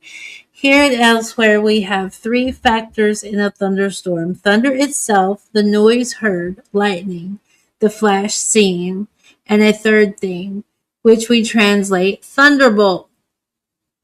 All three are shafts of mighty Zeus. Mighty Zeus we may dismiss, but his product of a late anthropomorphism. But the three sorts of shaft mentioned are interesting. Thunder is a reality, a sound actually heard; lightning, no less a reality, actually seen. But the third shaft, the thunderbolt, therefore is no such thing. Yet, by a sort of irony, it is the non existent thunderbolt that Greek art most frequently depicts. Well, I mean, they kind of come together. Yeah, sorta. Yeah, I can see that. hmm The word translated shafts is an interesting one. It is used only in the plural and of the weapons of a god, and twice it occurs in descriptions of the weather. In the Hesiod passage, we have seen it used of thunder and lightning. In the Iliad, when Zeus is counselor hath begun the snow, he shows forth there his shafts, his Greek to men. What is this? The root car which drives Sanskrit, he breaks, destroys, and arrow point. To destroy where the primitive meaning comes out. Yeah, this is to go deep. The shafts of Apollo, when he rains the plague 9 days long upon the Greek host, are a Greek word, which makes it probable that they were originally the average darts of the outraged sun. When Hesiod numbers among the, he is of course quite unaware that they are practically the same word, both from the root meaning to smash. So maybe they're talking about orgasms and sex magic, y'all, since we're talking about magic anyway. From the heart and energetic charge, I think smashing can mean like smashing, you know what I mean? Yeah. Because I mean, why would we go from talking about an actual magical formula, how you actually get your own personal energy to work in a formula of magic, to just talking about thunderbolts? Yeah. Neither word commits us definitely to any notion of a particular missile. Both simply mean destroyers, smashers. We know nowadays, though most of us vaguely enough, that the thunderstorm is somehow due to a discharge of electricity. When a man is struck by lightning, he dies of an electric shock. Well, not always. I mean, death is not guaranteed, but it's interesting, like, to compare, say, an orgasm with thunder and lightning, and the energy of it, the sensation of it. Yeah. I was like, why would she do that? And I'm like, that is the most electrical charge that I could think of other than uh, childbirth. But that's like a completely different charge. I mean, it's completely different, right? So it's like the life force, because we are energetic. And for it to come from the heart, it would be highly emotional. Could be angry, people fighting, disagreements, discharge of electricity. Yeah. When a man is struck by lightning, he dies. Oh, I already put that. Sorry. But how should primitive man know that? Meteorology is the last of the sciences. He sees the black cloud rising. He feels a horrible oppression in the sultry air. He hears unearthly rambles and watches flashes of lightning play across the sky. Finally, he hears a noise over his head like a cartload of bricks. Earth and sky, as Hesiod describes it, are jumbled together with an unspeakable din, and he gives up all for lost. Isn't that interesting? Like how the electric charge of that could be very oppressive and depressing. Yeah. Like, why is that? It's very interesting. Makes us very moody. Yeah, clouds and storms make us very moody. Yeah. Presently it is all over. The sun is shining, the trees glistening, the earth refreshed and glad. If that were all, he might think there had been plenty devil about, and if he was an optimist, much manna or Wakanda. So you're talking about like the ionization, that the smell of rain. That's what you're smelling, that ionized charge in the air. It's so good, right? It purifies the air. So good. I love the smell of rain. But when he goes into the bush, he finds a great tree split and charred, or the body of his best friend lying on the road, distorted and alive. Something has struck the tree and the man and smashed them. There have been, I'm going to try to read that. Destroying weapons about, clubs and battle axes or sharp pointed arrows that slay. This notion of the thunderbolt, the weapon, was fostered, but not, I think, started by the popular or widespread error. We have seen that in the mysteries of the Aegean dactyls, Pythagoras was purified by the thunderstone, and that this thunderstone was in all probability nothing but a black stone, kelp, the simplest form of axe, Stone Age axe. Nice. The widespread delusion of these Celts were thunderbolts cannot be taken hold of man's minds till the time when their real use as ordinary axes was forgotten. It cannot therefore have been very primitive, though it was almost worldwide. The double axe, as later will be seen, was assuredly in Crete and other parts of the Aegean a sacred object, but the normal weapon, which is normal art form of the thunderbolt, not a double axe. It is more of the nature of the double-pointed dart, the abidance, a special form of weapon taken to isn't that interesting? Spelled same way. A special form of weapon taken to represent the thunderbolt is, however, a matter of secondary importance. The essential fact is that thunder was regarded not only as a force, a sort of incarnate manna or Wakanda, but as an extension of human force, which is a destructive weapon. Wow. Wow, y'all.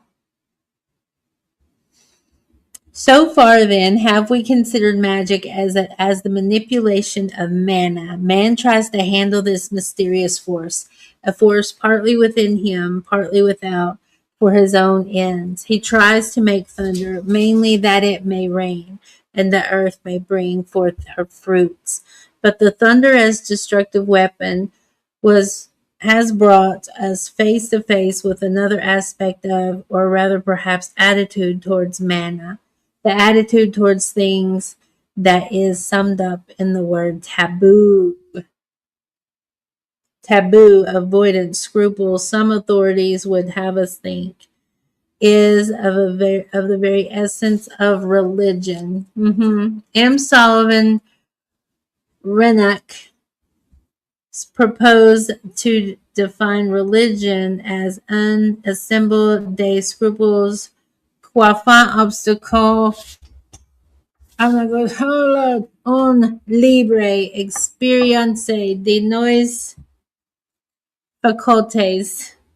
That's totally butchered. This seems to me a somewhat serious misconception. It is to put taboo before manna, a negative aspect before a positive conviction.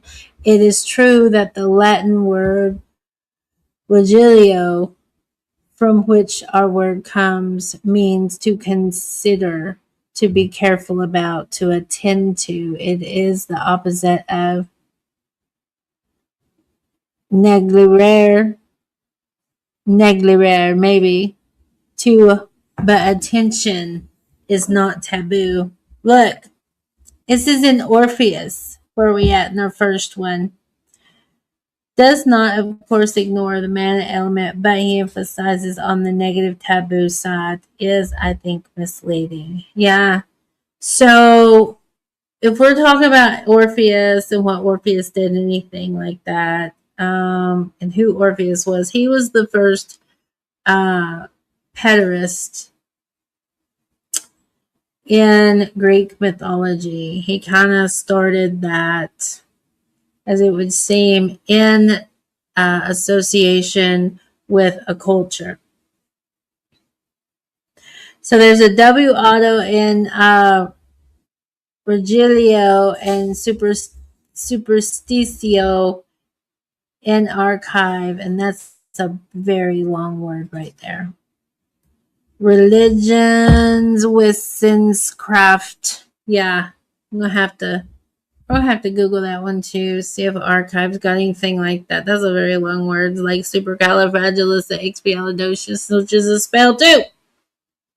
Okay, we shall get a clear notion of the real geist of taboo and its intimate, inextricable relation with mana if we study a certain special form of Greek thunder cult.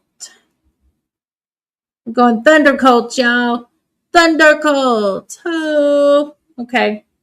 In Greece, a place that was struck by lightning became a spot not to be trodden on, unapproachable, sacred. It was sanctified.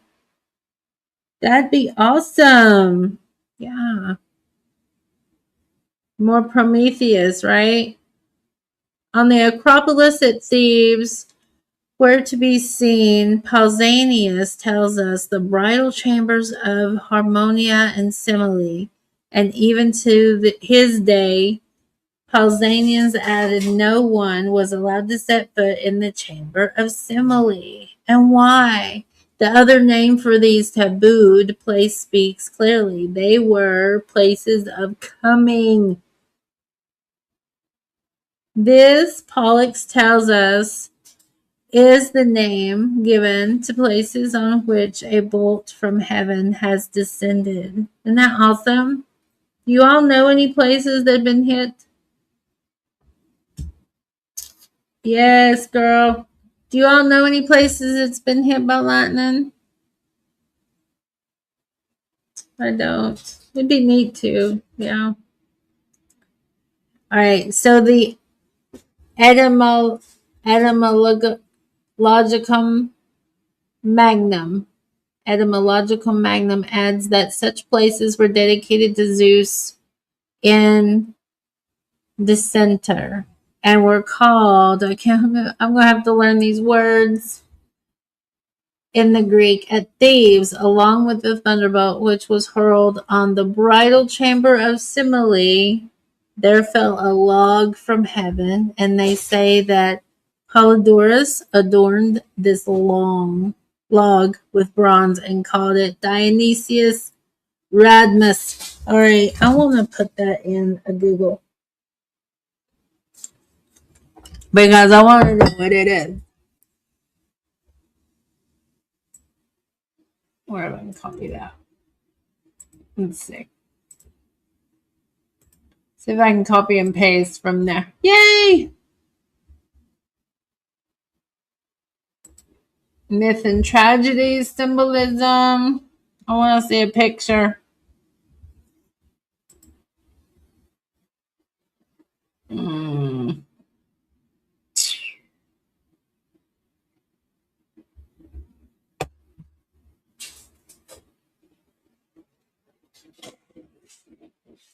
No, it's not going to give me a picture. These Google searches is weird as fuck now. Cadmus. I swear these are all traditions. Yeah. Of teaching magic. Yeah. You hear my kitty? He's like, yeah. That's what it is. It's all traditions. Taught traditions. Yeah. So I'll share this tab. Go down a little rabbit hole with me.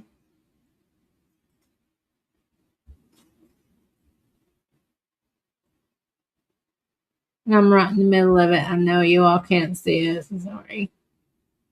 We'll get to printed pages. It's having trouble loading, I think.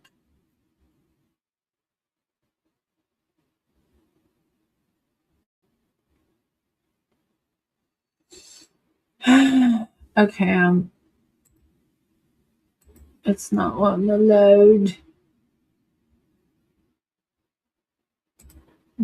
That is depressing. Okay.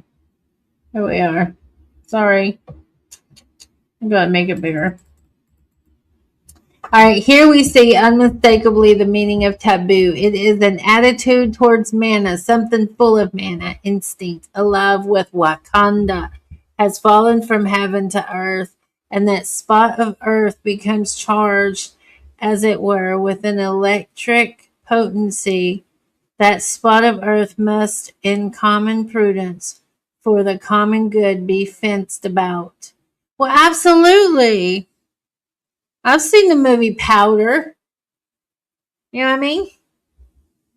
Lightning is sacred. If we didn't have it, we would have never had fire. First fires, right? In the Cherokee tradition, the fire was a gift from grandmother spider. Yeah, it is super, guy. Yeah, yeah. Here we see a mistake. Okay, let me see. It becomes the Pokos, an enclosed sanctity. Let's see. See Professor Gilbert Murray Wright of the Greek epoch. The word Hokos, which we translate an oath, really means offense. Ah, something that shuts you in. What? What do we got? We've got some very interesting cult the curating and being able to run one, right? I'm going to give us some frogs. Yeah. We're talking about cults.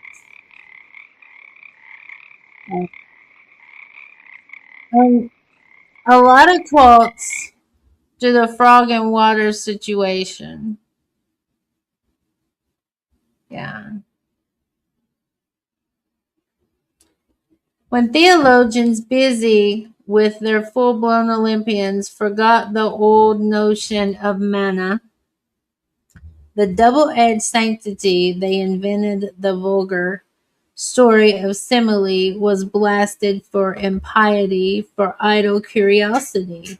What? Simile was blasted for impiety, for idle curiosity. Really? But the old local legend remembered that the thunderstorm was the bridal of the earth and sky, of Gaia Simile and Oranos Coronos, and that from that wedding sprang the thunder child Bromios. On the Acropolis of Athens, as on the Acropolis at Thebes, and probably in early days, on every high place there was a place of coming. And it shows us a new characteristic of this. They were not only fenced in as taboo, but they were left open to the sky, hypotherial, left in communication, as it were, with the source of their mana. So it was nothing built over it. Was not closed in. Closed off, right? It was closed off from the rest of the world, but it was not closed in. It's interesting.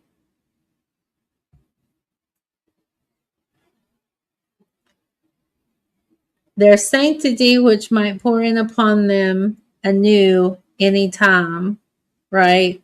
But I mean, have y'all ever heard that like lightning never strikes in the same place twice? I don't know if that's true or not. I have no idea. It'd be interesting though if it was true. My frogs are gay. I thought they were glowing in the dark.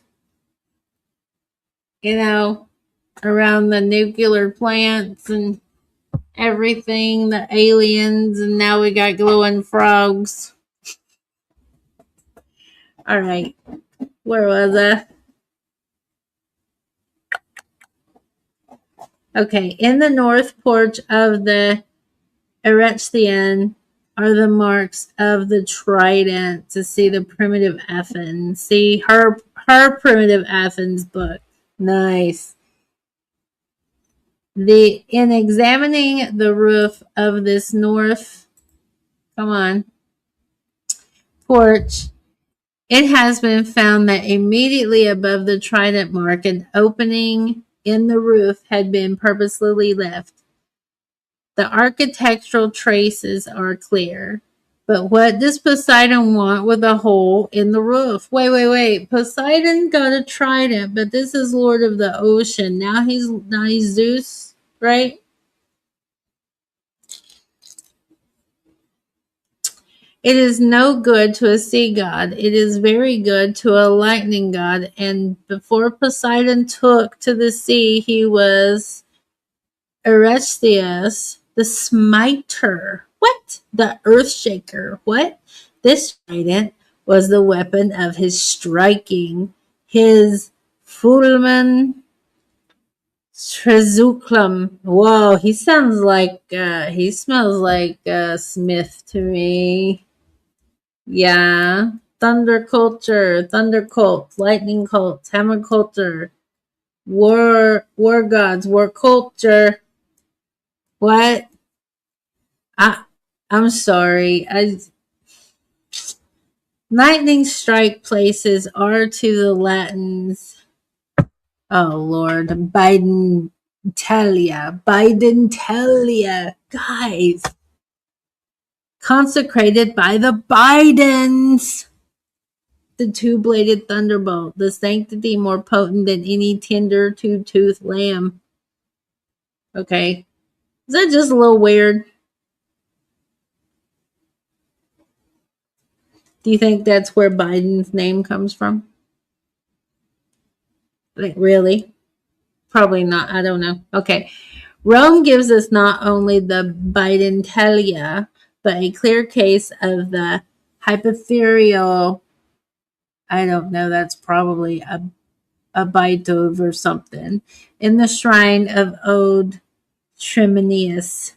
Ovid tells us that when the new capital was being built, the whole multitude of divinities were consulted by Argyry as to whether they would withdraw to make place for Jupiter.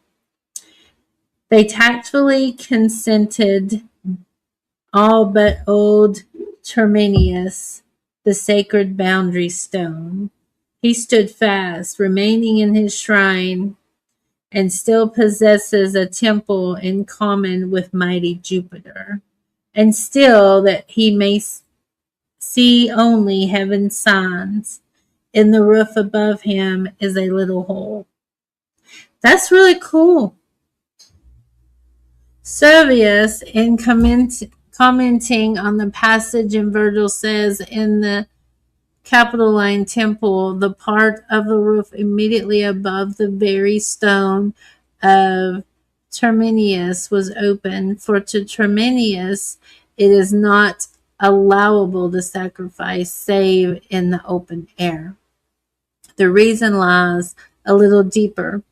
Terminius was just an old thunderstone, a Greek word, a paladin. He had come down from the sky, and naturally he liked to look up at it. More manna to him. All sky gods felt the same. Filger, Kelum, Sol, and Luna were Vitruvius's, tells us, worshipped in hypothetical temples. So like a direct link, and yeah. It never stops. No. Thebes, we have seen, had its Greek place, its place of manna and Tabu. At Thebes was born a thunderbolt child, Bromius. The Bacchae of Euripides is hard enough to understand anyhow, but we cannot even begin its understanding till we realize that the roots of its plot lie deep in things primitive, in the terror and beauty, the blasting and the blessing of the thunderstorm, the magic of manna, the sanctity of Tabu. Wow. What do y'all think so far? It's really cool. I think I need to take a break. I've been going 2 hours. Let me see how much longer we gotta go. I need to go to the restroom. Oh, wow. The manic weather bird. Okay, hold on. Where does the manic weather bird take over? Medicine bird, medicine king. Oh, okay, here we go. Oh, I just have a little bit more to do. Okay, I'll read the rest of it. Okay.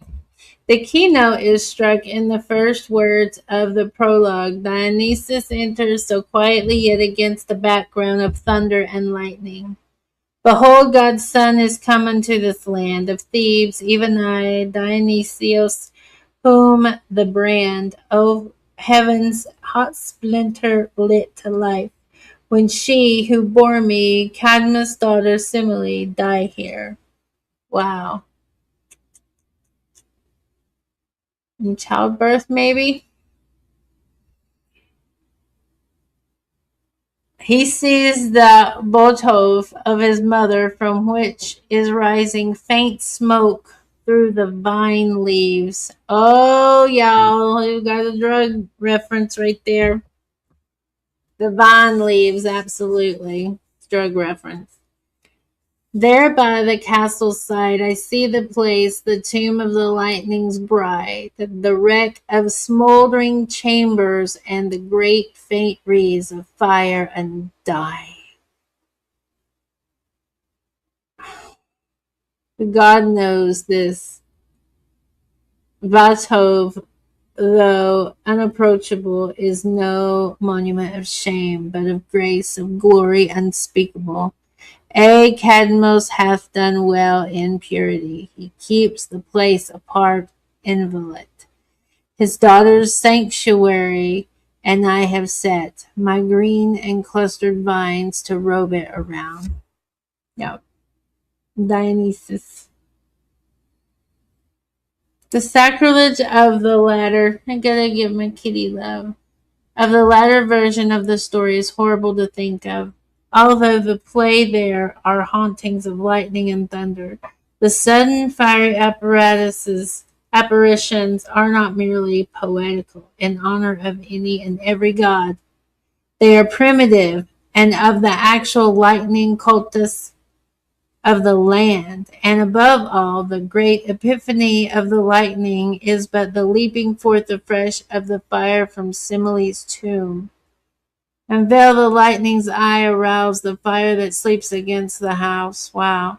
And then the measure changes, and to attest attention come the two solemn, emphatic syllables, and I don't know, A. What was it? Ah.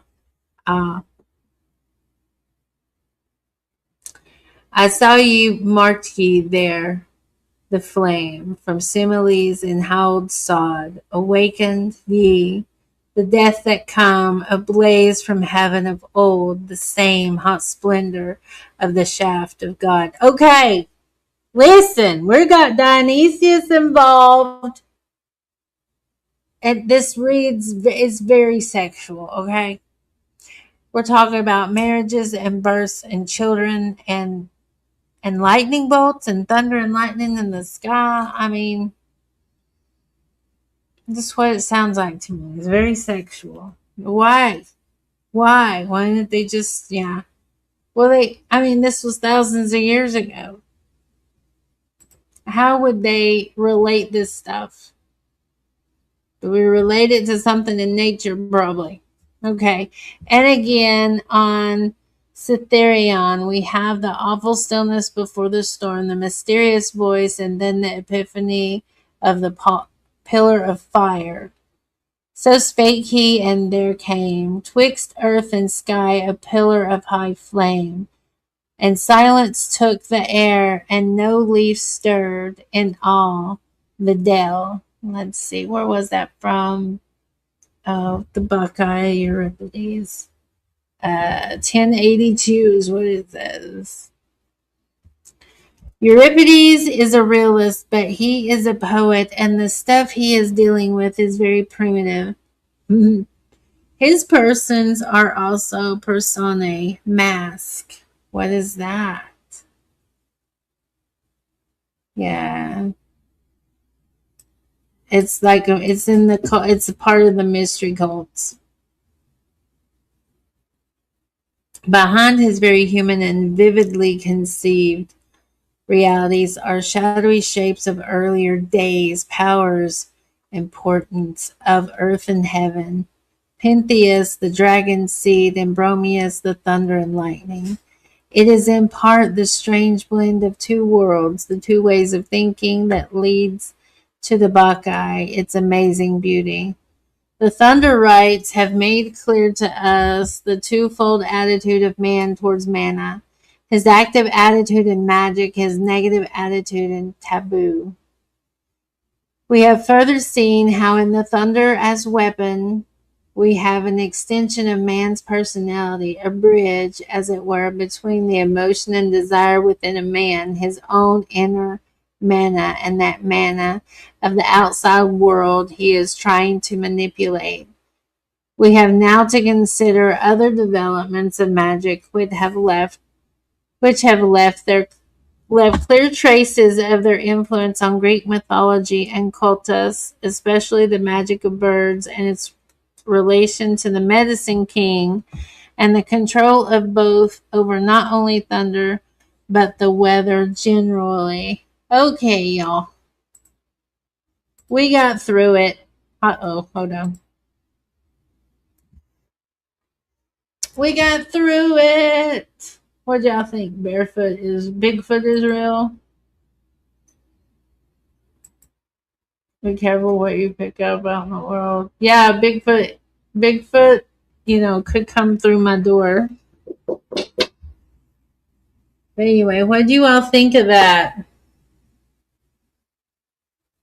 What do y'all think of that? Like, I have always thought that the ancient Greeks, associated spiritual force, or I meant sexual force, with the spirit of lightning and fire.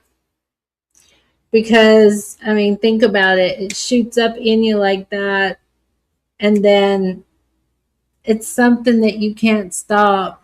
When you're going towards or fixing to climax, that is, you can't pull that. I mean, with practice you can. It takes a lot of practice, but like once it starts, it's gone. It's out there.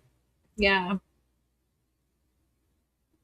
Bigfoot is real. This is very nice. Thank you. Thank you. I'm wanting to get into more aspects of this book. I just don't know when. Um, yeah, been thinking about it. Because I don't know. I just want to talk about it, have it out there. I look in places, a lot of people, like I Google, not Google, but on YouTube, I will look for these things. It's not a lot of topics about it. But now that I've talked about it, I'm sure people will probably poach it, but I don't care. Are you? No!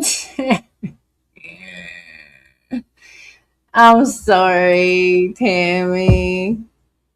Get your mojo rising. Keep on rising. Yeah, well, they explained, things within us that are natural. They associated it with things that they've seen going on around them. Yep. Lightning and thunder. Yeah. Okay. I'm gonna go, y'all. I gotta use the potty, and thank you all for hanging out with me. It's been a lot of fun talking about magic. Now we know if we want it to happen, it needs to come from, it's a mental block. Yeah, you just gotta figure out like what tickles your fancy, what gets you excited, within law and reason, of course. Yeah. And then don't, exert it and overdo it, because then it doesn't become novel at that point. Right? Okay. All right. I gotta go. I gotta go to the bathroom. Thank y'all for hanging out, and I love you. And we'll see you next time. I'll try to give a big notice, so if you want to hang out, you can turn on your notifications. I'm definitely being shadow banned. Guess I don't like expressing myself with anyone. Oh, I'm sorry. I'm sorry, Tammy. Maybe do some yoga and dance and help you get a lot of that energy that's locked in out. Did you enjoy that, Amber? Did you? I like your new avatar, by the way. It's very cool. Very cool. Very cool. All right. I'm going to see you all later. I got to go potty.